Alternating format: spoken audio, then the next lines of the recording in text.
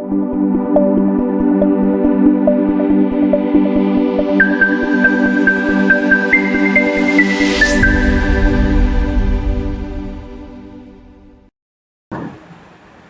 Students, कैसे हैं आप सभी लोग। उम्मीद करता हूं आप सभी लोग स्वस्थ होंगे, मस्त होंगे। आइए हम लोग स्टार्ट करते हैं chapter number 2 of your book of business studies. हम लोगों ने लास्ट क्लास में जो है मैनेजमेंट के से नेचर के बारे में पढ़ा था। हम लोगों ने लास्ट क्लास में उसके सिग्निफिकेंस के बारे में पढ़ा था। हम लोगों ने एग्जाम्पल्स के बारे में भी पढ़ा था, केस स्टडीज़ पढ़ी थी, बायोकॉन की एंड लिज्जत पापड़ की हम लोगों ने केस स्टडीज़ के बारे में पढ़ा था। And in this class we are going to discuss about the Taylor management principle और फिर फ्यूल के मैनेजमेंट प्रिंसिपल्स। हम लोग दोनों ही हम लोग क्या कर लेंगे बच्चे, इसमें डिस्कशन हम लोग कर लेंगे। ओके, तो आ जाइए बच्चे, टेलर साइंटिफिक मैनेजमेंट प्रिंसिपल्स जो है अबाउट टेलर हम लोग पढ़ लेते हैं कि भाई टेलर साहब कौन थे। टेलर साहब को हम लोग क्या कहते हैं, father of scientific management. 1 number का एमसीक्यू आपके एग्जामिनेशन में पूछा जा सकता है, तो please be prepared. Okay, that is important. Clear? Okay, believing in the studying of the work scientifically to find out the one best way, यानी कि किसी भी काम को करने का बेस्ट वे क्या हो सकता है, ये आप लोग टेलर के साइंटिफिक प्रिंसिपल में आप सीखेंगे। सर आप बार बार टेलर से बोलो, टेलर साहब का फुल नेम तो बताओ। टेलर साहब का फुल नेम है बेटा फ्रेडरिक विंस्लो टेलर। टेलर साहब का फुल नेम क्या है बच्चे? Frederick Winslow Taylor. ठीक है, और इनको हम लोग फादर ऑफ साइंटिफिक मैनेजमेंट भी कहते हैं। And he was a American mechanical engineer. ये कौन थे बच्चे? ये जो फ्रेडरिक विंस्लो टेलर साहब जो थे हमारे, ये हमारे मैकेनिकल इंजीनियर साहब थे, यानी कि इंजीनियर साहब थे जो कि रेवोल्यूशनराइज मैनेजमेंट प्रैक्टिसेस कर दी इन 19th एंड 20th सेंचुरी। यानी कि 19वीं और 20वीं शताब्दी में इन्होंने जो है बहुत ज़्यादा मैनेजमेंट की जो स्टडीज़ जो है उनको इन्होंने क्या कर दिया, उसको रेवोल्यूशनराइज कर दिया और उन्होंने इंट्रोड्यूस करा scientific methods and methodologies and to improve the work processes and focusing the efficiency and productivity of the industrial settings। यानी कि इंडस्ट्री की ऐसी सेटिंग करी जाए कि भैया बहुत ज़्यादा एफिशिएंसी आ जाए और बहुत ज़्यादा जो है हमारा प्रोडक्टिविटी हमारी बढ़ जाए। Okay, principles of scientific management, यानी कि इनके कौन कौन से सर प्रिंसिपल्स थे जो इन्होंने बनाए थे समय के साथ साथ टेलर साहब ने जो है हमारे डेवलप करे थे। हम सब लोग टेलर ही टेलर कहते रहते हैं, लेकिन इनका पूरा नाम बच्चे फ्रेडरिक विंस्लो टेलर है। आपको पता होना चाहिए, you should know. FW Taylor भी हम लोग इनको लिखते हैं। ठीक है, तो आ जाइए इनके प्रिंसिपल्स ऑफ साइंटिफिक मैनेजमेंट के बारे में पढ़ते हैं कि टेलर ने कौन कौन से प्रिंसिपल्स हमको दिए हैं और उनको कैसे कैसे हम लोग यूज़ हम लोग करेंगे, उस प्रिंसिपल में क्या कहा गया है। आइए उसको एक बार पढ़ते हैं। यस बच्चे, तो हम लोग इसमें पढ़ेंगे क्या कहते हैं, कैसे साइंटिफिक प्रिंसिपल्स को इन्होंने डेवलप किया। आइए पहला साइंटिफिक प्रिंसिपल पढ़ते हैं, science is not a rule of thumb. यानी कि साइंस क्या है, रूल ऑफ थंब नहीं है। Sir what do mean by rule of thumb? Rule of thumb का मतलब कोई इनोवेशन की बात नहीं करनी, जो गाइडलाइंस हैं उन्हीं के ऊपर काम करना है, इसी को रूल ऑफ थंब कहते हैं। ठीक है, लेकिन इन्होंने क्या बोला, इन्होंने बोला कि रूल ऑफ थंब नहीं है management principle. Use the study of experimentation and decided the best way. यानी कि एक्सपेरिमेंटेशन के ऊपर काम करके हुए और जो है हिट एंड ट्रायल मेथड ना करते हुए, ठीक है, पूरा का पूरा जो है साइंटिफिक तरीके से हम लोगों को चीज़ें करनी होंगी। रूल ऑफ थंब का मतलब एक डिक्टेटरशिप की मतलब बात होती है। ठीक है, कि भाई वहाँ पे कॉज एंड इफेक्ट रिलेशनशिप को स्टडी नहीं करा जाता और सारी की सारी चीज़ें जो हैं उस तरीके से करी जाती हैं। अब अगर आपको मैं एक एग्जांपल के थ्रू में समझाऊँ, in the rule of thumb standard time to do a particular job is decided by the manager. यानी कि स्टैंडर्ड टाइम कौन डिसाइड करता है बच्चे? मैनेजर डिसाइड करते हैं। लेकिन भैया मैनेजर डिसाइड कर रहे हैं, मैनेजर ऐसा नहीं है कि मैनेजर की डिस्क्रिशन है कि भैया एक जॉब जो है 2 घंटे में हो जानी चाहिए और वो काम वो है 8 घंटे का, तो वहाँ पे तो साइंटिफिकली सर हो ही नहीं पाना है। मैनेजमेंट को क्या चाहिए? मैनेजमेंट को ये चाहिए कि पूरा का पूरा काम हो और वो कायदे से हो और वो साइंटिफिकली उसका जो है टाइम को क्या करा जाए, कैलकुलेट करा जाए विद द पास्ट एक्सपीरियंसेस। यानी कि पास्ट के एक्सपीरियंसेस को लेते हुए टेलर साहब यहाँ पे सिंपली कहते हैं कि भैया स्टैंडर्ड टाइम को क्या करो, साइंटिफिकली कैलकुलेट करो और वहाँ पे जो है परफॉर्म करो टाइम स्टडी को, और वहाँ पे डे टू डे टारगेट जो है क्या करो, उनके फिक्स कर दो। यानी कि डे टू डे टारगेट जब फिक्स जब हो जाएंगे तो वहाँ पे जो है मैनेजमेंट को भी कोई दिक्कत नहीं आएगी, वर्कर को भी कोई दिक्कत नहीं आएगी। वर्कर को पता है ये काम हमारा इतने घंटे में होना है, मैनेजमेंट को पता है ये काम हमारे इतने घंटे में करके वर्कर हमारे दे देंगे। तो उस तरीके से जो है कॉन्फ्लिक्ट होने के चांसेस जो हैं कहीं ना कहीं हम लोग क्या कर सकते हैं, रिड्यूस कर सकते हैं। ओके, नेक्स्ट हम लोग का है harmony not discord. Harmony not discord में बच्चे क्या है, no fights between the worker and the manager, यानी कि सुपीरियर और सबॉर्डिनेट के बीच में जो है कोई भी फाइटिंग नहीं होनी चाहिए, यानी कि प्रॉपर अंडरस्टैंडिंग होनी चाहिए। About the even every organization there are two group of people, यानी कि हर ऑर्गेनाइजेशन में दो ग्रुप ऑफ पीपल होते हैं। And where the management group एक होता है, एक वर्कर का ग्रुप होता है। दोनों एक दूसरे के क्या होते हैं बेटे, राइवलरी काम कर रहे होते हैं। मतलब राइवलरी काम नहीं कर रहे होते बेटा, अब दोनों एक दूसरे के प्रति जो क्या करते हैं, मतलब एक गलत भावना रखते हैं कि भाई मैनेजमेंट को लगता है कि वर्कर काम नहीं करता, वर्कर काम चोरी करता है। बट वर्कर को क्या लगता है, मैनेजमेंट यार हमसे ही काम बहुत ज़्यादा कराए लेता है। तो यहाँ पे राइवलरी ना होते हुए मेंटल रेवोल्यूशन की यहाँ पे ज़रूरत होती है। तो टेलर साहब हमारे क्या कहते हैं, टेलर साहब यहाँ पे कहते हैं मेंटल रेवोल्यूशन की बात यहाँ पे करते हैं, जो कि मतलब होता है complete change with the attitude to outlook for each other, यानी कि हम लोग क्या करने वाले हैं, मेंटल रेवोल्यूशन। मेंटल रेवोल्यूशन की टेलर साहब हमारे बात करते हैं। इसका मतलब सिंपल सा ये है कि भैया हम लोगों को एक दूसरे को देखने का नज़रिया बदलना पड़ेगा। ठीक है, हम लोग हारमनी के साथ काम करना पड़ेगा, लड़ाई दंगे से कोई काम नहीं होने वाला। आप सिंपल सा एग्जांपल आप समझिए कि मेन ऑब्जेक्टिव जो है हारमनी नॉट डिस्कॉर्ड का क्या है कि that the worker should earn more and more objectives of the worker should earn more, यानी कि पहला वर्कर का मेन ऑब्जेक्टिव क्या होता है कि वर्कर को पैसा ज़्यादा से ज़्यादा कमाना है। मैनेजमेंट का मेन ऑब्जेक्टिव क्या होता है कि हमको वर्कर से ज़्यादा काम लेना है, प्रोडक्शन ज़्यादा से ज़्यादा करवाना है। इंस्टेड ऑफ डिस्कॉर्ड, यानी कि लड़ाई झगड़े से हट के क्या कर सकते हैं, वर्कर को ही आप क्या दे दो, वर्कर को ही पूरा का पूरा रिस्पॉन्सिबिलिटी दे दो, जिसको भैया ज़्यादा कमाना है वो ओवर टाइम करके हमें काम करके दे। ठीक है, तो वहाँ पे क्या होगा, वहाँ पे कॉन्फ्लिक्ट होने के चांसेस हमारे कम हो जाएंगे बच्चे। ठीक है, management should share the grains of the company with the worker. At the same time, the worker must also contribute their best in the level, यानी कि मैनेजमेंट भी क्या करे, उनको काम दे, कायदे से काम दे, और वर्कर को भी क्या चाहिए कि उस काम को बहुत ही अच्छे से लगन के साथ करें। ठीक है, जिससे क्या होगा, जिससे हमारी जो ऑर्गेनाइजेशन है, जो हमारी मतलब कंपनी है, उसमें क्या आएगा बच्चे, उसमें प्रॉस्पेरिटी आएगी। ओके, ठीक है, नेक्स्ट हम लोग इसमें पढ़ेंगे harmony not Discord. I think आपको क्लियर आपको हो गया होगा। इसमें टेलर साहब मेंटल रेवोल्यूशन की बात करते हैं, यानी कि अपना एटीट्यूड आप चेंज करिए एक दूसरे के प्रति।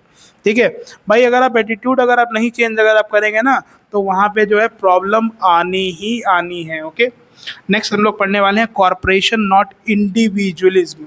कॉर्पोरेशन नॉट इंडिविजुअलिज्म में बताया गया है work together not against each other, यानी कि जो हार्मनी नॉट डिस्कॉर्ड का ही क्या है बेटा, कॉपी पेस्ट है। बट इसमें एक छोटा सा पॉइंट और ऐड ऑन करते हैं हमारे टेलर साहब कि भैया एक साथ काम करो, किसी के खिलाफ में काम मत करो। ठीक है, in this principle that the extension of harmony not Discord, यानी इसका क्या बेटे, एक्सटेंशन है। एक्सटेंशन का मतलब जैसे आप ऐसे समझ लो, एक जैसे बिल्डिंग बनाई, एक बिल्डिंग के साथ साथ रिक्वायरमेंट और आने लगी, हमने दूसरी बिल्डिंग भी बना दी, मतलब हमने उसका एक्सटेंशन कर दिया, हमने उसको बढ़ा दिया। Okay, according to this principle, the worker must carried on the corporation and carried on the corporation by each other with a mutual confidence, यानी कि म्यूचुअल कॉन्फिडेंस के ऊपर जो है बात हमारी हो रही है। ठीक है, management must take the worker with confidence with setting up of an standard task, यानी कि मैनेजमेंट को क्या चाहिए, मैनेजमेंट को चाहिए कि भैया जो वर्कर जो हमारे जो वर्क जो कर रहे हैं, वर्कर जो हमारी इतनी मेहनत के साथ जो वर्क जो करते हैं, उनको जो है एक स्टैंडर्ड टाइम जो है हम लोग क्या करें, प्रोवाइड हम लोग करें, जिससे कि वर्कर जो है हमारे क्या कर सके, उस टास्क को ऑन टाइम कंप्लीट कर सके। समझ रहे हैं बात को, जैसे ऐसे समझ लो जैसे कि 1000 अगर ब्रिक्स अगर हमको जो है क्या करनी है, बनवानी है वर्कर से, तो उन 1000 ब्रिक्स को बनवाने के लिए मान के चलता हूँ 8 आवर्स लगते हैं। तो 8 आवर्स जो है उनको टाइम उनको दे, अगर कोई बंदा 6 आवर में ही काम कर ले तो भाई 2 घंटे जो है एक्स्ट्रा उसने सेव आपके करे हैं, उसका भी क्या के दे, उसका भी रिवॉर्ड दे। ओके। तो रिवॉर्ड पॉलिसीज होती हैं, तो वो यहाँ पे मतलब हम लोग बहुत ज़्यादा डिस्कशन नहीं करते, लेकिन हाँ, वर्कर को वर्क टुगेदर तो करना ही पड़ेगा, किसी के अगेंस्ट जॉब नहीं करनी पड़ेगी। इसके एग्जाम्पल से अगर मैं समझूँ, while assigning the job to the worker, if the management asked them about their interest and their assigned accordingly the interest of difficulty and the worker and perform would more efficiently।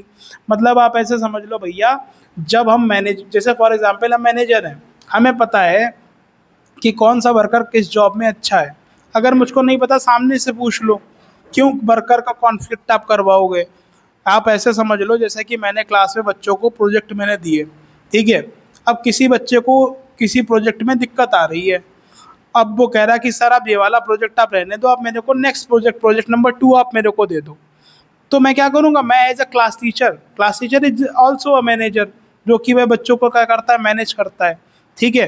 तो class teacher क्या करेगा, मेरी एक responsibility बनती है कि वह बच्चे को मैं कोप अप में करूँ, उनकी प्रॉब्लम्स को मैं सुनूँ और उनके हिसाब से उनको प्रोजेक्ट में दे दूँ, जिससे कि वो उस प्रोजेक्ट में अच्छा वो परफॉर्म कर पाए।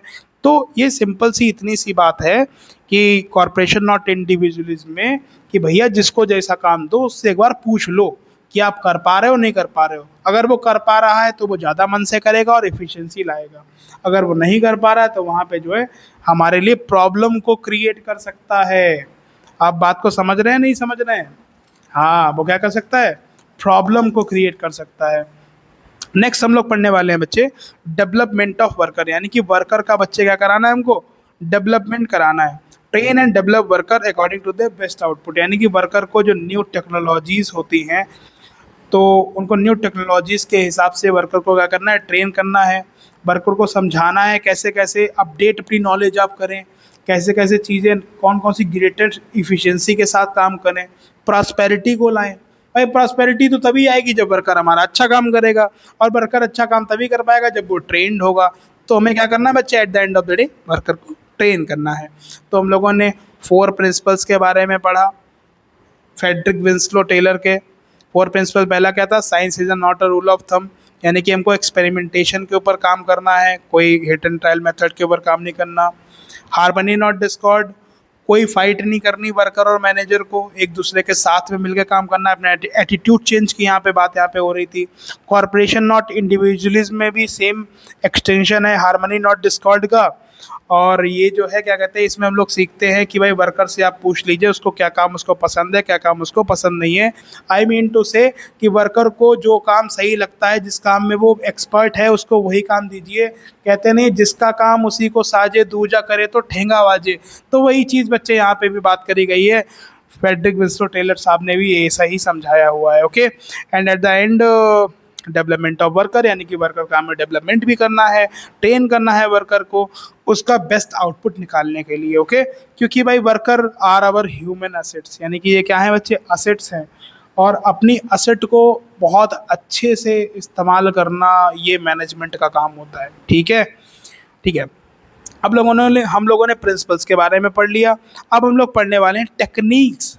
Sir what do mean by techniques? Techniques का मतलब कि भैया अब हम लोग पढ़ेंगे कि भाई टेलर साहब ने कौन कौन से टेक्निक्स दी हैं कि कैसे कैसे काम और अच्छे से होगा। टेलर साहब ने फंक्शनल फोरमैनशिप के बारे में बताया। फंक्शनल फोरमैनशिप के बारे में बताया कि भैया यहाँ पे 8 स्पेशलिस्ट सुपरवाइज़र होंगे जो कि हैंडल करेंगे different different task. Sir what are those supervisor, और वो उनका क्या क्या सर काम उनका होगा। आइए बच्चों एक नज़र डालते हैं। सबसे पहले फैक्ट्री मैनेजर होगा। फैक्ट्री मैनेजर जो कि सबसे बड़ा सुपरवाइजर, इसमें हम लोग दो भागों में हम लोगों ने क्या कर दिया, बांट दिया। एक प्लानिंग इंचार्ज, एक प्रोडक्शन इंचार्ज। प्लानिंग इंचार्ज में हमारे हम लोगों ने बना दिए instruction card clerk, root clerk, time and cost clerk, disciplinarian. ठीक है, तो ये इसमें आ गए, हमारे आ गए। फिर प्रोडक्शन वाले में speed boss, gang boss, repair boss, inspector. ठीक है, तो अब हम लोग एक एक करके इनका जो है क्या काम है आइए समझते हैं।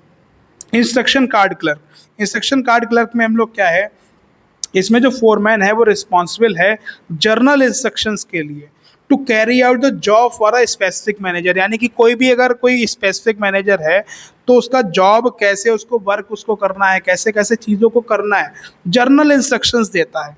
क्या देता है बेटा? जर्नल इंस्ट्रक्शंस देता है। ओके, फिर क्या है, route clerk. Sir in the what in route clerk में क्या है, in the functional foremanship to fix the sequence of step of performing mechanical and manual job, यानी कि मैकेनिकल और मैनुअल जॉब में हमको कैसे परफॉर्म करना है, कैसे उन सब चीज़ों को वर्कआउट करना है, वो रूट क्लर्क क्या करता है, रूट को क्लियर करके देता है। Time and cost clerk, time and cost clerk में क्या है बेटा, टाइम एंड कॉस्ट क्लर्क में in this the foreman is responsible for time for starting and completion of job, यानी कि भैया जॉब कब स्टार्ट हुई और कब एंड करनी है, उसके बीच में ज़्यादा टाइम तो नहीं खराब हुआ, बहुत ज़्यादा टाइम तो नहीं ले रही है, तो वो चीज़ यहाँ पे क्या करनी पड़ती है, मैनेज करनी पड़ती है बच्चे। फिर at the last disciplinarian, the this foreman is responsible for job orderly and systematic way, यानी कि जॉब जो है हमारी क्या चल रही है, ऑर्डरली चल रही है या नहीं चल रही है, उसके बारे में बात होती है। अभी हम लोग क्या पढ़ने वाले हैं, प्रोडक्शन इंचार्ज। प्रोडक्शन इंचार्ज में बेटा जैसे कि हमने लोगों ने पढ़ा स्पीड बॉस, स्पीड बॉस किसके लिए काम करता है, स्पीड बॉस काम करता है टाइमली कंप्लीशन ऑफ जॉब, यानी कि भैया टाइमली कंप्लीशन हो जाएगा जॉब का तो वर्कर लोग जो है क्या रहेंगे, खुश रहेंगे। गैंग बॉस में क्या है बेटा, गैंग बॉस जो है मेन और मशीन्स को, यानी कि machines and tools and other resources are to be required for performing a job and there should be no delay, यानी कि ये गैंग बॉस क्या करते हैं भैया, मैन और मटेरियल को क्या करते हैं, पूरा का पूरा एक जगह पे इकट्ठा करके रखते हैं, जिससे कि कोई भी जॉब को परफॉर्म करने के लिए अगर जा रहा है कोई वर्कर तो वहाँ पे उसको कोई भी दिक्कतों का सामना ना करना पड़े। सर रिपेयर बॉस में क्या होता है, ये जो बॉस होता है ये टूल्स को अपने साथ रखता है वर्किंग कंडीशन में, और मशीन को कैसे भी अगर कोई भी रिपेयर की जरूरत पड़ती है तो जो फटाफट अपना काम स्टार्ट कर देता है। At the last inspector, sir inspector साहब क्या करते हैं, इंस्पेक्ट करते हैं क्या, हाँ बच्चे वो इंस्पेक्ट करते हैं, क्या इंस्पेक्ट करते हैं, quality and control of output, यानी कि क्वालिटी कंट्रोल इंस्पेक्ट करते हैं।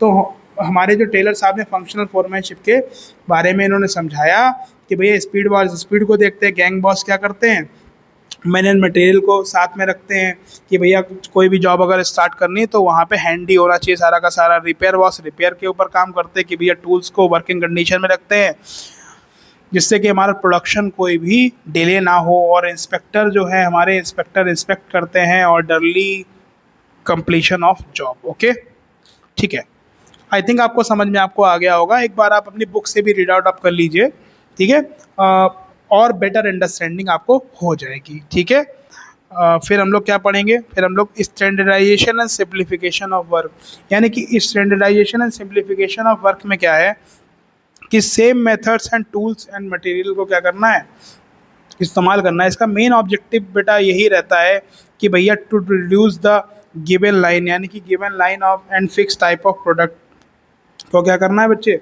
हम लोगों को हेल्प आउट करना है।